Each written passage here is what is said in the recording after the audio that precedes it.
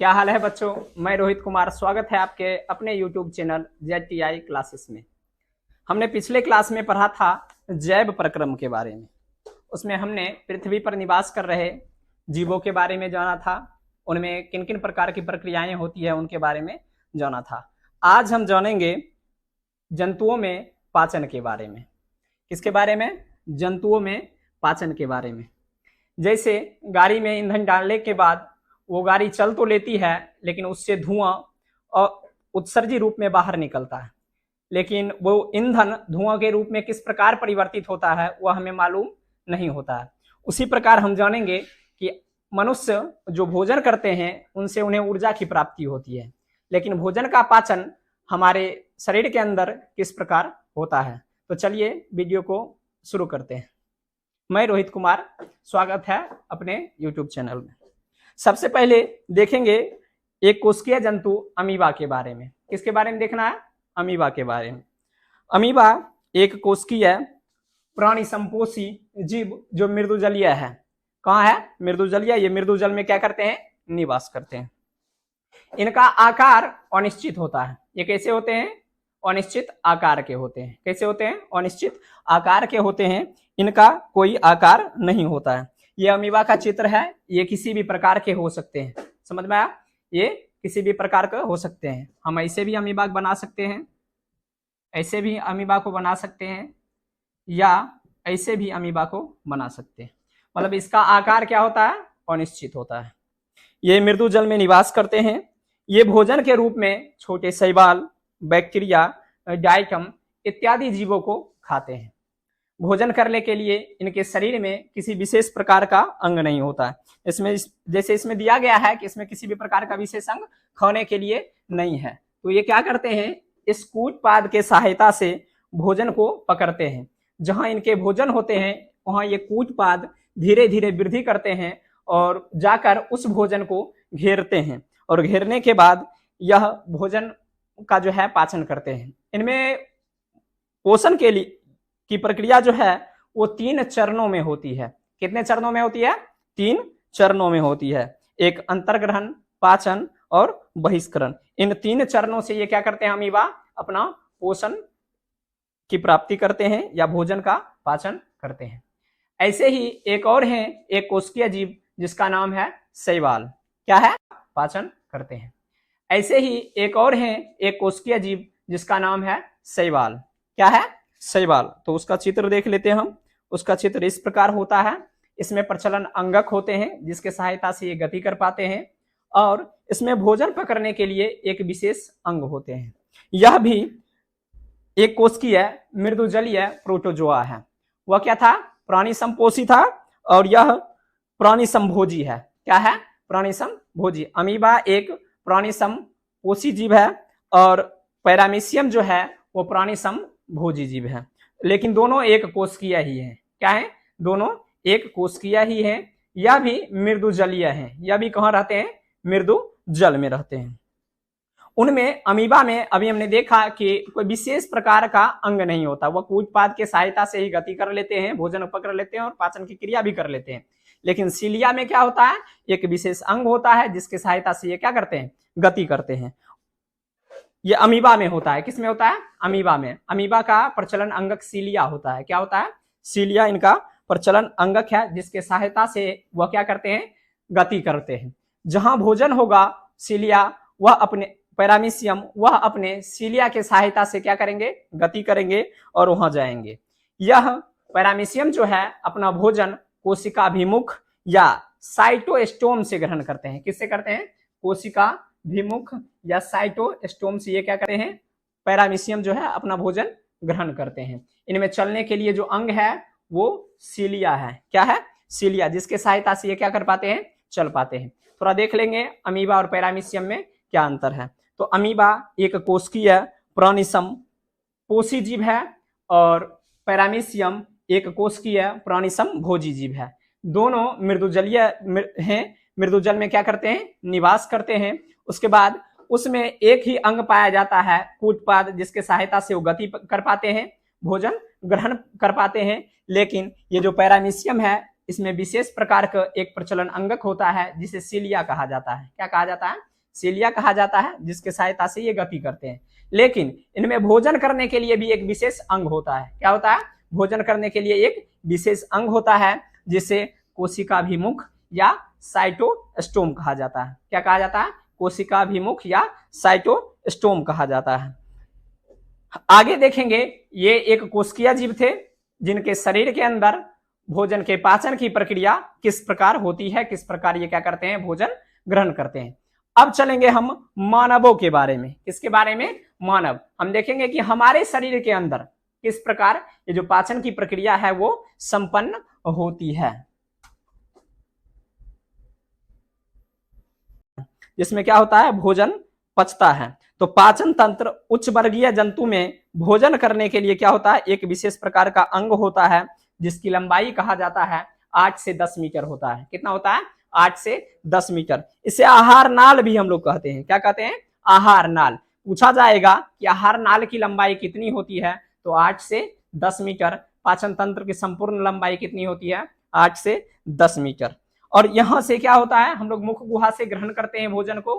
कहां से ग्रहण करते हैं? मुख गुहा से ग्रहण करते हैं। और वो कहां तक आ जाता है? मल द्वार तक। कहां तक आता है? मल द्वार तक। यहां से हम लोग भोजन ग्रहण करते हैं और कहां तक आता है? मल द्वार या गुदा द्वार तक। यहां तक क्या होता है? भोजन पहुंचता है। तो किन किन प्रक्रियाओं से, किन किन अंगों से हमारा वो जो भोजन वो आता है, उसके बारे में हम क्या करेंगे, आगे देखेंगे। पाचन तंत्र की लंबाई कितनी? 8 से 10 मीटर।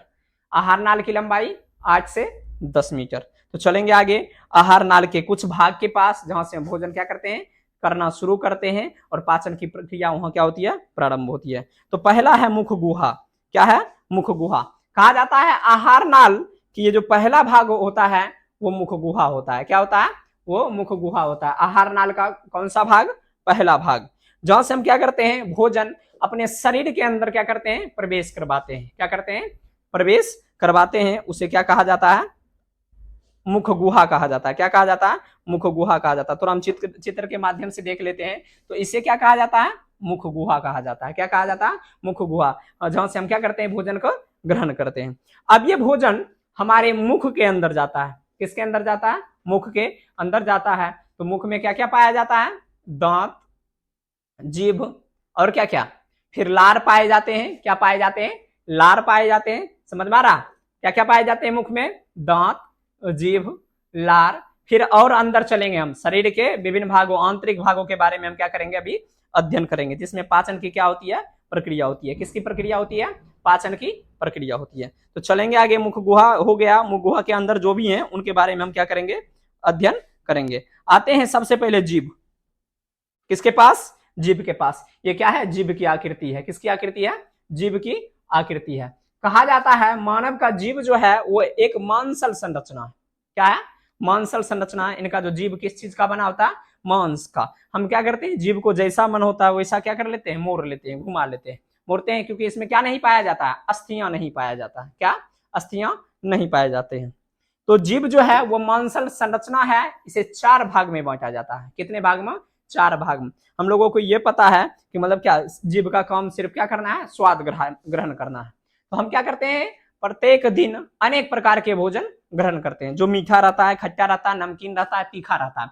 लेकिन हम सम्मिलित रूप से जानते हैं टेस्ट किसका काम है? जीभ का काम है। किसका काम है? जीभ का। वो क्या करेगा, टेस्ट हमें बताएगा कि वो मीठा है, खट्टा है, कड़वा है। समझ में? तो चलेंगे कि जीभ का कौन कौन सा जो भाग है वो बताता है कि ये मीठा है, खट्टा है, कड़वा है या तीखा है। तो जीभ का जो अगला भाग होता है, ये जो आपको दिख रहा है जीभ का अगला भाग, ये हमें मीठा का आभास करवाता है। किसका आभास करवाता है? मीठा। जैसे हम कुछ मीठा वस्तु खाते हैं, जैसे मानो मिठाई खाए, तो क्या होता है, ये जो जीभ का अगला भाग है यही हमें मीठे होने का क्या करवाता है? आभास करवाता है। अगर वह मीठा जो वस्तु है यहाँ ना रख कर यहाँ रखा जाए तो हमें क्या होगा, उसके स्वाद का पता नहीं चलेगा। लेकिन बहुत बच्चे ऐसे हैं जो पूछते हैं कि क्या अगर अगले भाग पर मीठा को नहीं रखा जाए तो फिर क्या मीठा में किस प्रकार लग जाता है? तो हमारे मुख में जो लार ग्रंथि पाए जाते हैं, क्या पाए जाते हैं? लार ग्रंथि पाए जाते हैं। वो क्या करते हैं, हमेशा लार स्रावित करते रहते हैं। क्या करते हैं? लार स्रावित करते रहते हैं। जब भी हम भोजन करते हैं हमारे मुख में ऑटोमेटिक क्या आ जाता है? लार आ जाता है। अभी आप लोगों को क्या किया जाए, इमली दिखा दिया जाए। क्या दिखा दिया जाए? इमली दिखा दिया जाए, आप लोगों का मुंह क्या हो जाएगा, भर जाएगा। किस चीज से, लार से। किससे भरेगा, लार। तो ऑटोमेटिक क्या होता है, वो स्रावित होता है। तो जैसे हम चीनी या कोई भी मीठा वस्तु जीभ के बीच वाले या आंतरिक भागों में डालते हैं, वो लार क्या करता है, उसे घुला मिला देता है, और मिलाने के बाद वो घुला लार कहाँ आ जाता है, अगले भागों पर, इसलिए हमें क्या लगता है, मीठा लगता है। अगला भाग देखेंगे जीभ का, जो हमें किसका आभास करवाता है, नमकीन वस्तुओं का आभास करवाता है। किसका आभास करवाता है, नमकीन वस्तुओं का आभास करवाता है। तो ऑब्जेक्टिव में जैसा क्वेश्चन बनेगा कि जीभ का कौन सा भाग हमें नमकीन वस्तुओं का आभास करवाता है या नमकीन स्वाद का आभास करवाता है, तो क्या हो जाएगा, जीभ का कौन सा भाग, दूसरा भाग। कौन सा भाग, दूसरा भाग हमें क्या करता है, नमकीन वस्तुओं का आभास करवाता है या नमकीन जो स्वाद है उसका आभास करवाता है। अगला देखेंगे खट्टा। क्या, खट्टा। जीभ का जो तीसरा भाग है वह हमें किसका आभास करवाता है, कोई भी वस्तु अगर खट्टा है तो हमें क्या होता है, उसका आभास करवाता है। कौन, जीभ का तीसरा भाग। कौन सा भाग, जीभ का तीसरा भाग। आगे चलेंगे, यह है जीभ का अंतिम और सबसे लास्ट भाग, जो किसका आभास करवाता है, कड़वा होने का। हम क्या करते हैं, नीम लेते हैं। क्या लेते हैं, नीम, जो क्या होता है, कड़वा होता है। क्या होता है, कड़वा होता है। तो हमें हमारे जो ये जीभ है इसके तीनों भाग पर नीम का घोल डालने पर क्या होगा, कड़वा नहीं लगेगा। जब तक कि कहाँ नहीं जाता, वो चौथे भागों पर नहीं जाता, तब तक वो क्या लगेगा, हमें कड़वा नहीं लगेगा। अब जीभ के बाद हमारे भोजन का संपर्क दांतों से होता है। किससे होता है, दांतों से होता है।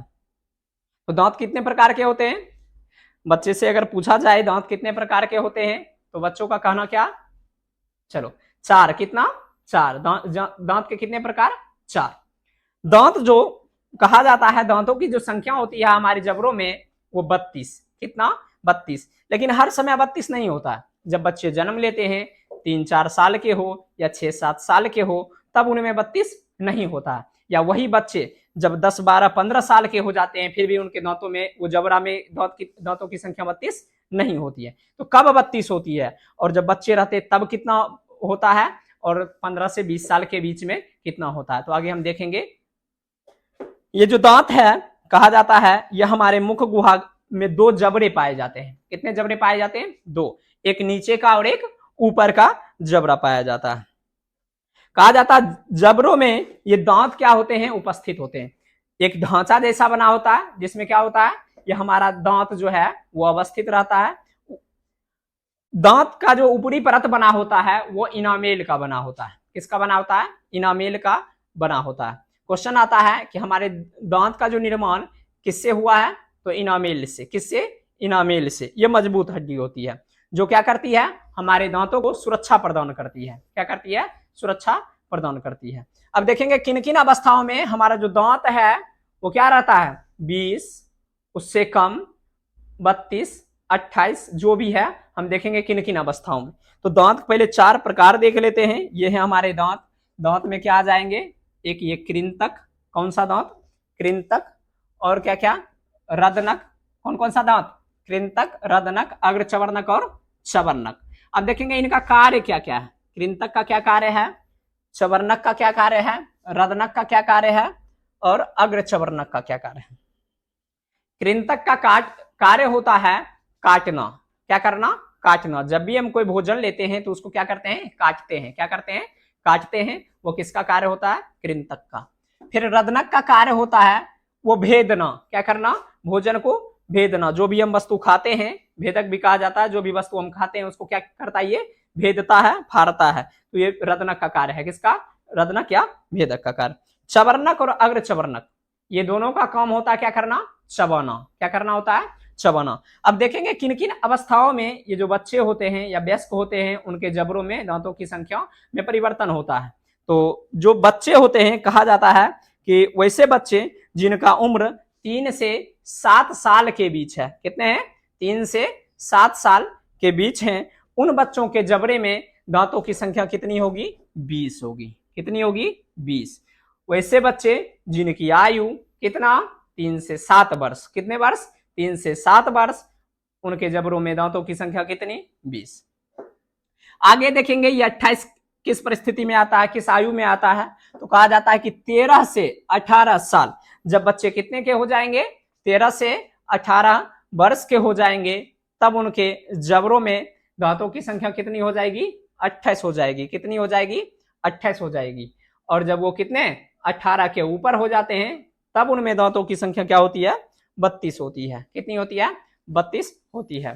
दांत दो प्रकार के होते हैं। कितने प्रकार का? दांत दो प्रकार का। हम लोग क्या करते हैं, गांव में निवास करते हैं, वहां क्या होता है, जब हमारा दांत टूटता है बच्चे में तो घर में बताया जाता है ये कौन सा दांत है? दूध का दांत है। कौन सा दांत है? दूध का दांत है। तो एक होता है दूध का दांत। किसका दांत? दूध का दांत, जो एक बार आने के बाद क्या होता है? टूटता है और फिर आ जाता है। और एक होता है क्या? अस्थाई, जो एक बार आने के बाद फिर क्या होगा? टूट जाने के बाद वो कभी नहीं आएगा। तो दांत कितने प्रकार के? 4 प्रकार के। कौन कौन? कृंतक, रदनक, अग्रचवर्णक और चवर्णक। कौन कौन? कृंतक, रदनक, अग्रचवर्णक और चवर्णक। दांत के अगर आयु के आधार पर देखा जाए तो 7 साल, 3 से 7 साल के बीच में कितना? 20 दांत। उसके बाद 13 से 18 साल के बीच में 28 दांत। और फिर क्या 18 के ऊपर वर्ष होने के बाद कितना? 32 दांत हो जाते हैं। मतलब हमारे जबड़े में अभी कितने दांत होंगे? 32। कितने? 32। आप लोगों में 32 नहीं होगा। क्या होगा? आप लोगों में अभी 32 नहीं होगा। कितना होगा? 28 ही होगा। कितना होगा? 28। लेकिन कुछ ऐसे बच्चे भी होंगे जिनके जबड़ों में कितने दांत होंगे? 32 दांत होंगे। और ऐसा नहीं है कि मतलब क्या उनका एज अगर 18 से ज्यादा हो जाता है तो मतलब उसमें 32 हो जाए। समझ में आया? किन्हीं किन्हीं के जबड़ों में क्या होता है? 32 होता भी नहीं। जैसे हम खुद है, समझ में आया? मेरे जबड़े में कितना दांत है? 31 दांत है। कितना? 31 है। जहां जबड़ा में एक वो दांत आता वहां दांत नहीं आएगा। क्या होगा? दांत नहीं आएगा। किसके द्वारा बताया गया? डॉक्टरों के द्वारा। किसके द्वारा बताया गया? डॉक्टरों के द्वारा। आगे चलेंगे। अब हमारा भोजन का मुलाकात किस किस चीज से हो गया? जीभ से हुआ, दांत से हुआ। अब चलेंगे किसके पास? इसमें दांत में और कुछ भी होता है। हम लोगों को कहा जाता है कि घर में क्या करने के लिए? चीनी नहीं खाने के लिए। क्या करने के लिए? चीनी नहीं खाने के लिए, या कोई मीठा वस्तु ज्यादा नहीं खाने के लिए, चॉकलेट नहीं खाने के लिए। क्यों कहा जाता है? जब हम क्या करते हैं, कोई मीठा वस्तु, चॉकलेट खाते हैं तो वो क्या करता है? हमारे दांत पर एक परत बनाता है। क्या बनाता है? परत बनाता है, जिसे कहा जाता है दंत प्लाक कहा जाता है। क्या कहा जाता है? दंत प्लाक कहा जाता है। और वही दंत प्लाक क्या करता है? धीरे धीरे हमारे दांतों के हड्डियों को क्षय करता है। क्या करता है? क्षय करता है, हानि पहुंचाता है, जिसे कहा जाता है दंत क्षय। क्या कहा जाता है? दंत क्षय या दंत अस्थि क्षय कहा जाता है। क्या कहा जाता है? दंत अस्थि क्षय। दांत का ऊपरी परत किस चीज का बना होता है? इनामेल का बना होता है। किसका बना होता है? इनामेल। मानव आहार नाल की लंबाई कितनी? 8 से 10 मीटर। कितनी? 8 से 10 मीटर। मानव जबड़ों में दांतों की संख्या कितनी? अगर वह क्या 3 से 7 साल के होंगे तब कितना? 20। कितना? 20। अगर उनकी आयु कितना से कितना हो जाती है? तो 28। 7 से अगर 18 तक आते हैं तब कितना? 28। और 18 के बाद उनके जबड़ों में दांतों की संख्या कितनी? 32 हो जाती है। चलेंगे। अब हमारा जो भोजन है वो मिलेगा लार से। किससे मिलेगा? लार। हाँ, लार जो है वो हमारे लार ग्रंथि से स्रावित होते हैं। कहां से स्रावित होते हैं? लार ग्रंथि से स्रावित होते हैं। हमेशा हमारे मुख में क्या रहता है? लार रहता है। क्या रहता है? लार रहता है। वो कहां से स्रावित होते हैं? लार ग्रंथि से स्रावित होते हैं। हमारे कहा जाता है हमारे मुख गुहा में जो 3 जोड़ी लार ग्रंथि है। कितनी है? 3 जोड़ी लार ग्रंथि है। तो पहला कौन सा? पैरोटिड ग्रंथि। कौन सी ग्रंथि? पैरोटिड ग्रंथि। ये पाया जाता है हमारे कानों के सामने। जो हमारे ये जो कान है इनके अंदर से, ये मतलब कान के बाहर से नहीं, कहां? अंदर से वो क्या होता है? लार स्रावित होता है दोनों कान के जगहों से। अगला है सब मैंडिबुलर। कौन सा? सब मैंडिबुलर। ये पाए जाते हैं हमारे जबड़े के नीचे। कहां पाए जाते हैं? जबड़े के नीचे पाए जाते हैं। और लास्ट जो है ये है सबलिंगुअल। क्या है? सबलिंगुअल। ये पाए जाते हैं हमारे जीभ के नीचे। कहां से? ये जीभ के नीचे से लार को क्या करते हैं? स्रावित करते हैं। तो लार ग्रंथियों की संख्या कितनी? 6। कितनी? 6। अगर जोड़ा पूछा जाए तो कितना? 3। कितना? 3। हमारे शरीर में लार ग्रंथि 6, जोड़ा पूछा जाए तो 3। कौन कौन? पैरोटिड, सब मैंडिबुलर, सब लिंगुअल। पैरोटिड जो है वो कान के सामने पाए जाते हैं, एक इस तरफ और एक इस तरफ। सब मैंडिबुलर ये जबड़े के नीचे पाए जाते हैं दोनों तरफ। और एक क्या? जीभ के नीचे सबलिंगुअल जो है ये पाए जाते हैं। ये हमारे मुख गुहा में क्या करते हैं? लार को स्रावित करते हैं। लार में टाइलिन पाया जाता है। क्या पाया जाता है? टाइलिन पाया जाता है। लार का कार्य होता है हमारे भोजन को क्या करना? घुलाना मिलाना। क्या करना? घुलाना मिलाना। जब तक हमारा जो लार है वो भोजन को घुलाएगा मिलाएगा नहीं, तब तक वो क्या होगा? भोजन जो है मुलायम नहीं होगा। क्या नहीं होगा? भोजन मुलायम नहीं होगा और वो हमारे ग्रासनली ग्रसनी की सहायता से वो अंदर नहीं जा पाएगा। तो वो क्या करता है? भोजन को मिलाता घुलाता है। कौन? लार ग्रंथि। कौन? लार ग्रंथि। लार ग्रंथि की संख्या कितनी? 6। जोड़ा कितना? 3। आहार नाल की लंबाई कितना? 8 से 10 मीटर। अमीबा कैसा जीव? एक कोशिकीय जीव। अमीबा किसके सहायता से भोजन ग्रहण करता है? उत्पाद के सहायता से। सीलिया में ये सीलिया किसका प्रचलन अंगक है? तो पैरामीशियम का। किसका? पैरामीशियम का। सीलिया ये अमीबा जो है, अमीबा बोल रहे हैं, पैरामीशियम जो है वो किसके सहायता से भोजन ग्रहण करता है? तो कोशिका भिमुख के द्वारा। किसके द्वारा? कोशिका भिमुख के द्वारा। आगे चलेंगे, हमारा जो भोजन है वो लार ग्रंथि में सनते हुए आता है नीचे। कहाँ आता है? नीचे। तो वहां पाया जाता है ग्रसनी। क्या पाया जाता है? ग्रसनी पाया जाता है। देखेंगे ग्रसनी क्या है, इसका क्या भूमिका होता है हमारे भोजन के पाचन में। तो ये जो ग्रसनी है कहा जाता है मुख गुहा का पिछला भाग होता है। कौन सा भाग होता है? पिछला भाग होता है। ये ग्रसनी हमारे यहाँ पाए जाते हैं। मतलब क्या होगा? जब भोजन हम क्या करेंगे? मुख गुहा से नीचे लाएंगे तब। ये ग्रसनी 2 भागों में विभाजित होता है। कितने भागों में? 2 भागों में विभाजित होता है। एक होता है क्या? निगल द्वार और एक क्या? कंठ द्वार। सुनने से ही लगता है क्या? निगल द्वार मतलब क्या करेगा? वो भोजन निगलने का कार्य करेगा। किसका कार्य करेगा? भोजन निगलने का कार्य करेगा। और एक क्या है? कंठ द्वार, जहां से हमारे क्या ये जो आवाज है वो निकलती है, जो वायु हम क्या करते हैं? छोड़ते हैं कार्बन डाइऑक्साइड के रूप में, वो निकलती है। निगल द्वार आहार नाल के ग्रास नली में खुलता है। कहाँ खुलता है? ग्रास नली में। और ग्रास नली कहाँ खुलती है? आमाशय में। कहाँ? आमाशय में जो है हमारी ग्रास नली वो क्या करती है? खुलती है। कहाँ खुलती है? आमाशय में ग्रास नली खुलती है। अगला है कंठ द्वार। ये श्वास नली में खुलती है। कहाँ खुलती है? श्वास नली में खुलती है। क्या सब ठीक समझ में आया? हाँ, कहाँ खुलती है? श्वास नली में ये खुलती है। जो हम वायु लेते हैं ऑक्सीजन, वो क्या होता है? कार्बन डाइऑक्साइड के रूप में बाहर निकलता है।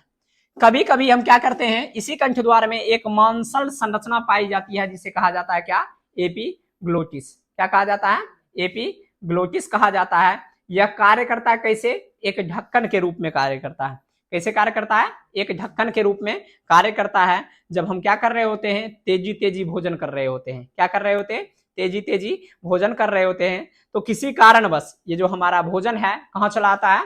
उस श्वास नली में आ जाता है। कहाँ आ जाता है? श्वास नली में आ जाता है। तो वो भोजन को आने से क्या करता है? रोकता है। आपने कभी देखा होगा कि कोई छोटे बच्चे क्या कर रहे हैं? चावल खा रहे हैं। क्या खा रहे हैं? चावल खा रहे हैं। तो क्या होता है? वो खाते खाते उसका चावल जो है उसके नाक से निकल जाता है। कहाँ से निकल जाता है? नाक से। कैसे?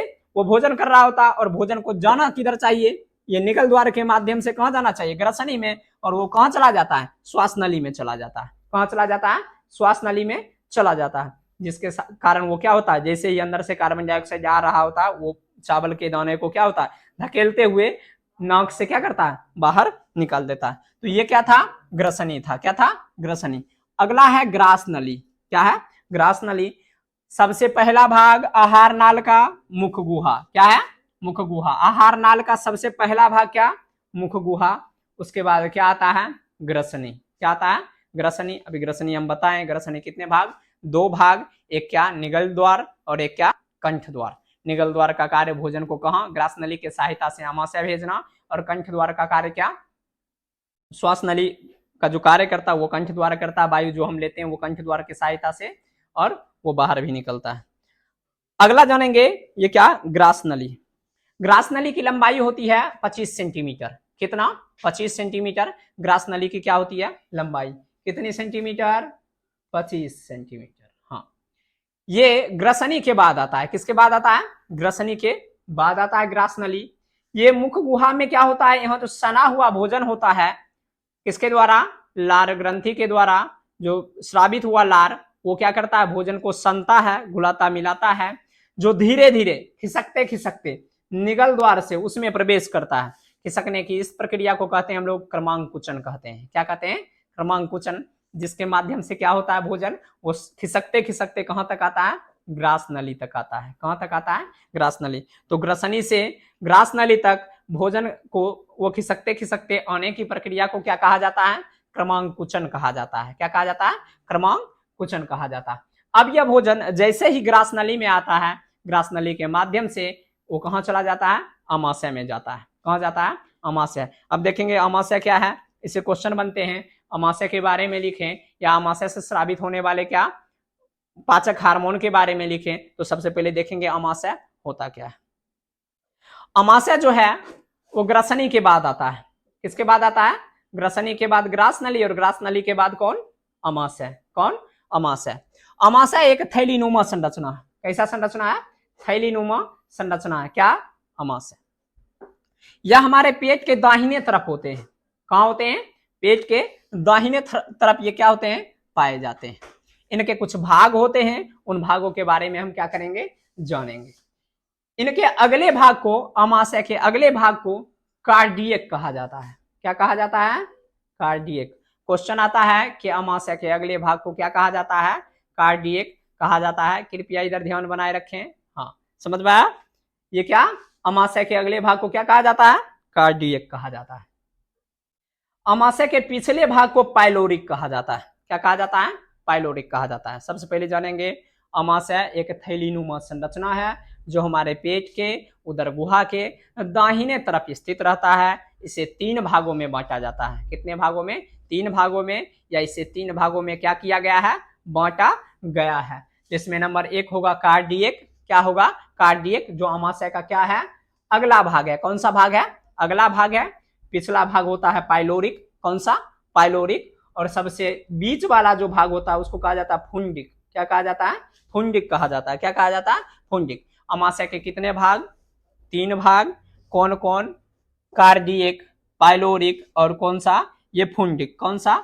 ये फुंडिक जो है वो कौन सा भाग है? अमाशय का बीचला भाग, मध्य भाग।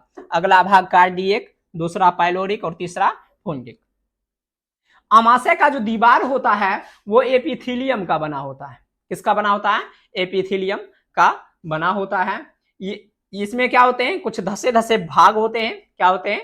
कुछ धसे धसे भाग होते हैं जिसमें जठर ग्रंथि पाए जाते हैं। क्या पाए जाते हैं? जठर ग्रंथि पाए जाते हैं। अब देखेंगे इस जठर ग्रंथि का कार्य क्या है। किसके बारे में जानेंगे? जठर ग्रंथि के बारे में। तो जठर ग्रंथि जो है वो 3 प्रकार की कोशिकाओं से मिलकर बना होता है। कितने प्रकार की कोशिकाओं से? 3 प्रकार के कोशिकाओं से बना होता है। अमाशय हमारा एक थैलीनुमा संरचना है जो हमारे पेट के दाहिने तरफ स्थित रहता है। इसे 3 भागों में क्या किया गया है? बांटा गया है। इसके अगले भाग को कार्डियक, पिछले भाग को पाइलोरिक और मध्य भाग को क्या कहा जाता है? फुंडिक कहा जाता है। क्या कहा जाता है? फुंडिक कहा जाता है। इसमें एक इसका जो कोशिका होता है, अंदर आंतरिक भाग होता है, वो एपिथेलियम का बना होता है। एपिथेलियम उत्तक है। समझ में? इसमें कुछ धसे धसे संरचना होते हैं जिसे क्या कहा जाता है? जठर ग्रंथि कहा जाता है। क्या कहा जाता है?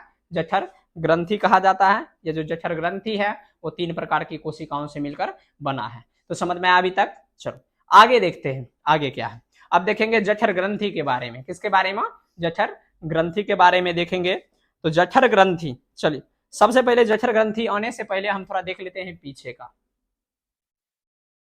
अमीबा कूटपाद के सहायता से क्या करता है? भोजन का ग्रहण करता है। अमीबा का जो पोषण की प्रक्रिया है 3 चरण में होती है। अंतर्ग्रहण, पाचन, बहिष्करण।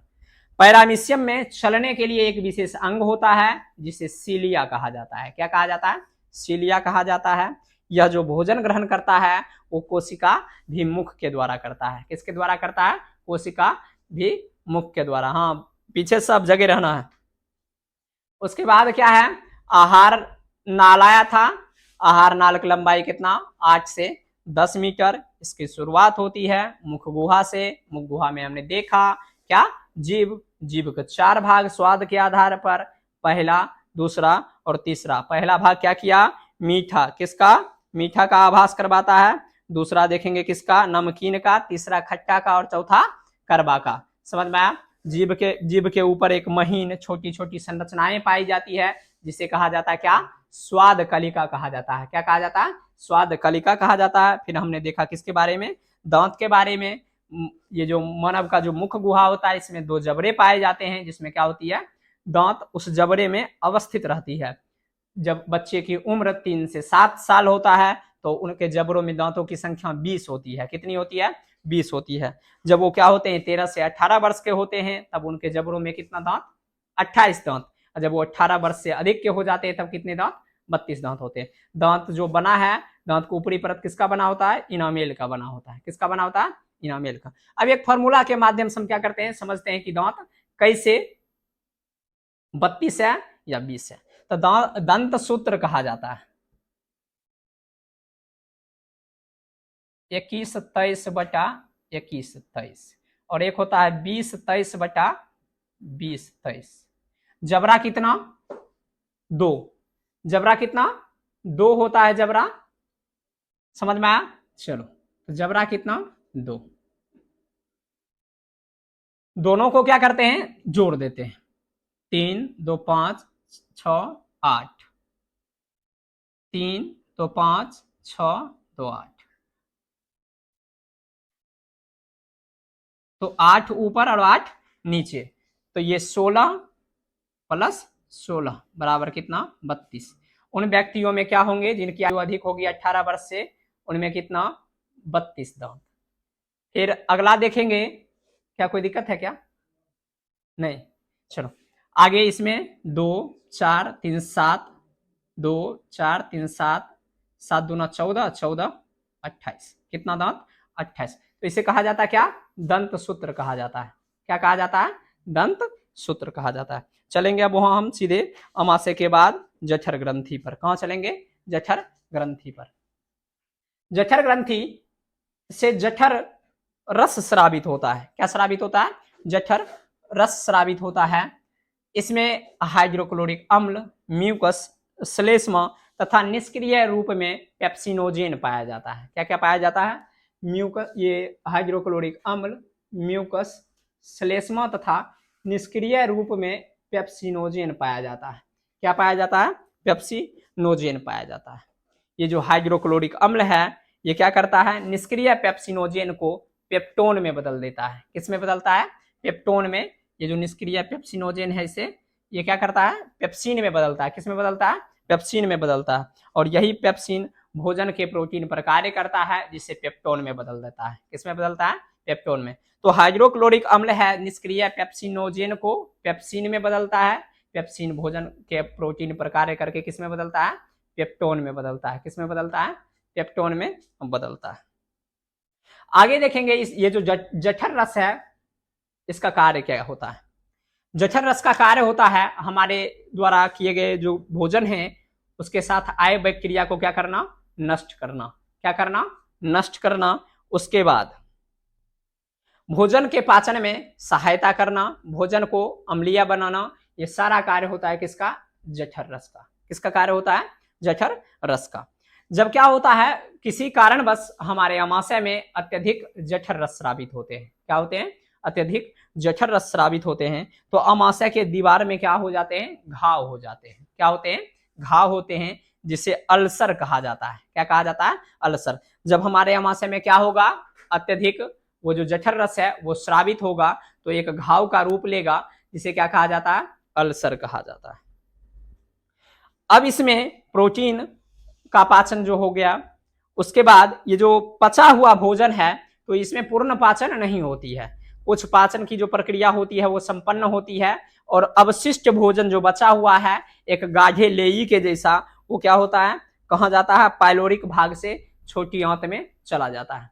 तो जो वो गाढ़ा भोजन है जो अमाशय में अपचित भोजन होता है गाढ़ा लेई, उसे कहा जाता है क्या? काइम कहा जाता है। क्या कहा जाता है? काइम।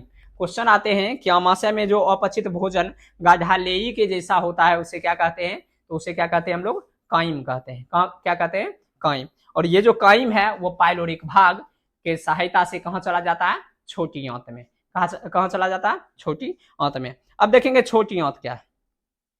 तो हमारे आहार नाल की लंबाई कितना? 8 से 10 मीटर है। उसमें छोटी आंत ये जो है सबसे लंबा भाग होता है। क्या होता है? सबसे लंबा भाग। अगर क्वेश्चन आए कि आहार नाल की सबसे लंबी भाग कौन, तो छोटी आंत। कौन सी? छोटी आंत। छोटी आंत की जो लंबाई है 6 मीटर होती है। कितनी होती है? 6 मीटर। और चौड़ाई इसकी कितनी होती है? 2.5 मीटर होती है। कितनी होती है? 2.5 मीटर इसकी जो है वो चौड़ाई होती है। जैसे अमाशय के 3 भाग थे, उसी तरह छोटी आंत के भी कितने भाग हैं? 3 भाग हैं, जिसमें आता है क्या? ग्रहणी। क्या आता है? ग्रहणी, जेजुनम और इलियम। कौन कौन सा भाग? ग्रहणी, जेजुनम और इलियम। ये किसके भाग हैं? छोटी आंत के। किसके भाग हैं? छोटी आंत के जो भाग हैं कौन कौन? ग्रहणी, जेजुनम और इलियम। समझ में आया? अब देखेंगे ग्रहणी कहाँ पाया जाता है। तो कहा जाता है छोटी आंत की जो पहली भाग होती है उसे कहा जाता है ग्रहणी। क्या कहा जाता है? ग्रहणी। यह देखने में अल्फाबेट के सी के आकार का होता है। कैसा होता है? सी, इसके आकार का होता है, ऐसा। समझ में आया? ग्रहणी का आकार कैसा? सी के आकार का। कैसा? सी के आकार का होता है। इसके बाद वाला जो भाग होता है उसको हम लोग कहते हैं जेजुनम। क्या कहते हैं? जेजुनम, जो छोटी आंत का क्या? मध्य भाग होता है। कौन सा भाग होता है? मध्य भाग। और एक आता है इलियम, जो अंतिम भाग है, और कहा जाता है भोजन का संपूर्ण पाचन यही होता है। कहाँ होता है? इलियम में। आहार नाल की लंबाई 8 से 10 मीटर, छोटी आंत की लंबाई 6 मीटर, चौड़ाई कितना? 2.5 मीटर। अमाशय से हाइड्रोक्लोरिक अम्ल या जठर रस क्या होता है? स्रावित होता है। जठर रस में क्या क्या पाए जाते हैं? हाइड्रोक्लोरिक अम्ल, म्यूकस, श्लेष्मा और निष्क्रिय पेप्सिनोजेन। ये निष्क्रिय पेप्सिनोजेन क्या करते हैं? भोजन को उसको पेप्सिन में बदलते हैं। किस में बदलते हैं? पेप्सिन में बदलते हैं। यह हाइड्रोक्लोरिक अम्ल उस पर कार्य करता है, और यह पेप्सिन क्या करता है? भोजन के प्रोटीन पर कार्य करके पेप्टोन में बदल देता है उसे। किस में बदलता है? पेप्टोन में। आगे देखेंगे छोटी आंत के बाद यकृत। किसके बारे में देखेंगे? यकृत। यकृत को हम लोग क्या कहते हैं? लीवर कहते हैं। क्या कहते हैं? लीवर कहते हैं। यकृत जो है मानव शरीर की सबसे बड़ी ग्रंथि है। क्या है? सबसे बड़ी ग्रंथि। सबसे बड़ी ग्रंथि यकृत। क्या? यकृत। किसका? मानव शरीर का। और आहार नाल का सबसे लंबा भाग छोटी आंत। कौन सा? छोटी आंत। लंबाई कितना? 6 मीटर। कितना? 6 मीटर। चौड़ाई कितना? 2.5 मीटर। कितना? 2.5 मीटर। दांत कितने प्रकार के? तो 4 प्रकार के। और संख्या कितना? तो 20, 28, 32 आयु के आधार पर। दंत सूत्र क्या? दंत सूत्र हम क्या करते हैं? फिर यहां लिख देते हैं 21, 23 बटा 21, 23। इससे क्या निकलेगा? हम क्या, जबरा संख्या कितना होता है? 2, और एक होता है 20, 23 बटा 20, 23। हम क्या करते हैं? ये सबको ऐड कर देते हैं, और ये सबको क्या करते हैं? ऐड कर देते हैं, दोनों जोड़कर मल्टीप्लाई कर देते हैं। क्या कर देते हैं? दोनों जोड़कर मल्टीप्लाई। ये भी 8 और ये भी क्या? 8, दोनों प्लस के कितना? 8 और 8 16 दूना 32। ये कितना? 7, और ये भी कितना? 7, 14 और 2 जबरा मल्टीप्लाई कितना? 2, तो कितना? 28। बच्चे में कितना? 28। आयु अगर 18 से कम है और अगर वयस्क हैं तो कितना? 32। समझ में आया? दंत सूत्र समझ में आ गया कि कैसे दांतों की संख्या निकाली जाती है। चलो आगे, ये अभी यकृत बताएं। यकृत क्या होता है? मानव शरीर का सबसे बड़ा भाग होता है। क्या होता है? मानव शरीर का सबसे बड़ा भाग होता है। यकृत को ही हम क्या कहते हैं? लीवर कहते हैं। क्या कहते हैं? लीवर कहते हैं। इसका जो भार होता है वो 2.5 kg होता है। कितना होता है? 2.5 kg, मतलब 2.5 kg इसका क्या होता है? भार होता है। इसी यकृत में पाया जाता है पित्ताशय। क्या पाया जाता है? पित्ताशय, जिससे पित्तरस स्रावित होता है। क्या स्रावित होता है? पित्तरस स्रावित होता है। अब पित्तरस होता क्या है? तो कहा जाता है पित्तरस गाढ़े हरे रंग का एक क्षारीय द्रव्य है। देखो HCl जब स्रावित हुआ था अमाशय से तो क्या था? अम्लीय था। वह भोजन को क्या बनाया? अम्लीय बनाया। क्या बनाया? अम्लीय। यह क्या है? क्षारीय है, तो यह भोजन को क्या बनाएगा? क्षारीय। याद रखना है, जो क्या है HCl जो हाइड्रोक्लोरिक अम्ल निकलता है किससे? अमाशय से। किससे निकलता है? अमाशय से निकलता है। वह हमारे भोजन को क्या बनाता है? अम्लीय बनाता है। क्या बनाता है? अम्लीय। और जो जठर रस है या जठर ग्रंथि से जो निकलने वाला रस है, जठर रस, वो क्या करता है? हमारे भोजन को क्षारीय बनाता है। और कहा जाता है ये जो यकृत से निकलने वाला ये जो जठर रस है, क्या है? जठर रस, ये क्या करता है? हमारे वसा को भी क्या करता है? तोड़ता है। क्या करता है? वसा को भी तोड़ता है। समझ में आया? चलो आगे देखेंगे। आगे आता है अग्नाशय। कौन सा? अग्नाशय। अब कुछ भाग और बचे हैं, 2 भाग बचे हैं। कितने? 2 भाग। एक अग्नाशय और एक क्या? बड़ी आंत। क्या? बड़ी आंत। हाँ, बड़ी आंत में ही क्या होता है? भोजन को जो पाचन है वो खत्म हो जाता है। वो क्या होते हैं? अवशिष्ट पदार्थ के रूप में बाहर आते हैं। तो सबसे पहले क्या करेंगे, हम देख लेंगे आमाशय। क्या आमाशय तो देख लिए ना, अग्नाशय क्या, अग्नाशय कहा जाता है। ये आमाशय के ठीक निचले भाग में होता है। कहाँ होता है, आमाशय के ठीक निचले भाग में होता है। इसका रंग होता है हरा। कैसा होता है, हरा। अभी जो ये क्या यकृत से निकला था जठर रस, वो कैसे रंग का था, हरे रंग का था। कैसा था, हरे रंग का। और ये जो अग्नाशय कैसे होते हैं, पीले रंग का। कैसे, पीले रंग का होते हैं। अब इससे कुछ रस स्रावित होते हैं, तो जिसमें है ट्रिप्सिन। कौन सा, ट्रिप्सिन। ये जो ट्रिप्सिन है प्रोटीन को तोड़ता है। किसको तोड़ता है, प्रोटीन को तोड़ता है। अगला है इमाइलेज, जो हमारे क्या करता है, स्टार्च को ग्लूकोज में बदलता है। किसमें बदलता है, स्टार्च को ग्लूकोज में बदलता है। और उसके बाद है लाइपेज, जो वसा को बसीय अम्ल और ग्लिसरॉल में बदलता है। किसमें बदलता है, ग्लिसरॉल में बदलता है। एक और जो अहम है इसमें, वो है इंसुलिन। क्या है, इंसुलिन। वो पूछा जाता है कि इंसुलिन जो हार्मोन है वो किससे स्रावित होता है। कौन सा हार्मोन, इंसुलिन हार्मोन किससे स्रावित होता है। तो इंसुलिन भी जो है वो स्रावित होता है किससे, अग्नाशय से होता है। किससे होता है, अग्नाशय से। हाँ, कौन सा हार्मोन, इंसुलिन। अब इसका क्या कार्य होता है, तो यह हमारे शरीर में शर्करा की मात्रा को क्या करती है, नियंत्रित करती है। क्या करती है, शर्करा की मात्रा को नियंत्रित करती है। अगर इंसुलिन का स्राव कम हो जाता है, क्या होता है, तो कम हो जाता है, तो हमें कौन सा बीमारी होता है, मधुमेह। कौन सा, या इसी को हम लोग क्या कहते हैं, डायबिटीज। क्या कहते हैं, डायबिटीज। या ग्रामीण भाषा में इसे क्या कहा जाता है, क्या कहा जाता है, चीनी बीमारी कहा जाता है। समझ में आया, ये किसके कारण होता है, इंसुलिन के कमी के कारण। किसके कारण, इंसुलिन के कमी के कारण। इंसुलिन कहां से स्रावित होता है, अग्नाशय से। कहां से, अग्नाशय से। अग्नाशय का रंग कैसा, पीला। कैसा, पीला। यकृत से निकलने वाला वो जो रस होता है वो कैसा, हरे रंग का। कैसा, हरे रंग का।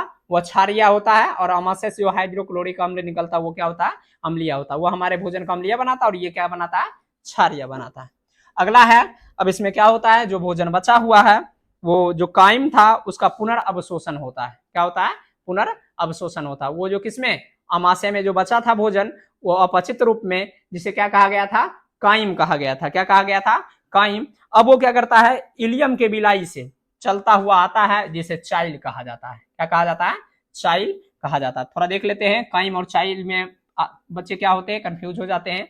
तो काइम कब, कहाँ का भाग, जब आमाशय में भोजन पचकर जो गाढ़ेलेई के रूप में बचता है, वो कौन सा, काइम। और आगे चलकर क्या होता है, वो जो कहाँ आता है, अब बरियांत में आने वाला है, उसे क्या कहते हैं हम लोग, चाइल्ड कहते हैं। क्या कहते हैं, चाइल्ड कहते हैं। इसके बाद देखेंगे आगे बरियांत, और इसी में हमारा क्या होगा, भोजन का पाचन हो जाएगा। चलो, बरियांत जो है इसको दो भागों में बांटा जाता है। कितने भागों में बांटा जाता है, दो भागों में क्या किया जाता है, बांटा जाता है बरियांत को। पहला है क्या, कोलन। कौन सा है, कोलन। दूसरा है मल द्वार। कौन सा, मल द्वार। बरियांत को कितने भागों में बांटा जाता है, दो भागों में बांटा जाता है, एक कोलन और एक मल द्वार। कोलन के तीन भाग होते हैं। कितने भाग होते हैं, तीन भाग होते हैं। उसके भाग जो हैं वो रेक्टम में खुलते हैं। किसमें खुलते हैं, रेक्टम में इसके भाग क्या होते हैं, खुलते हैं। जहां से क्या होता है, मल हमारे शरीर से बाहर निकलता है। क्या निकलता है, मल हमारे शरीर से बाहर निकलता है। अगला है मल द्वार। क्या है, मल द्वार। इसमें जो रेक्टम होता है, जहां हमारा भोजन अवशिष्ट रूप में जमा होता है अस्थायी रूप में, वहां से क्या, ये जमा भाग जो है वो समय समय पर इसी मल द्वार की सहायता से क्या होता है, बाहर होता है। ये बरियांत में जो बचे हुए भोजन हैं वो पूर्ण पाचित हुए, वो क्या होते हैं, ये रेक्टम में जमा होते हैं। किस में जमा होते हैं, रेक्टम में जमा होते हैं। और रेक्टम से ही इस मल द्वार की सहायता से वो समय समय पर क्या होते हैं, बाहर आते रहते हैं।